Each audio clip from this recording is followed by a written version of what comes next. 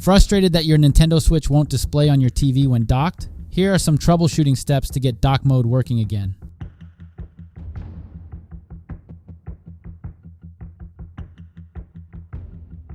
Check HDMI connection and TV input.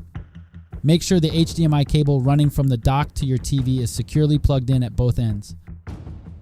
Also check that your TV is set to the correct input.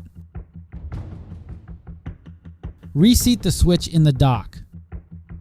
Remove your switch from the dock and reinsert it, making sure it is sitting properly.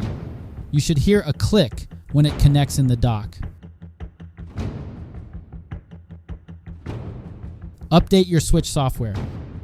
Your Switch system software being outdated can prevent dock mode display. Go to System Settings, then System Update to install the latest system update. Reboot and power cycle the devices. Reboot your Switch TV and the dock by turning them fully off and unplugging them for 30 seconds. Then plug back in and turn them on. Try a different HDMI cable. A faulty or worn HDMI cable could cause display issues on your TV. Use a different HDMI cable that you know works properly. Reset TV display settings. Reset your TV's display settings to factory default, which will reload proper resolution and formatting that works with Switch dock display output.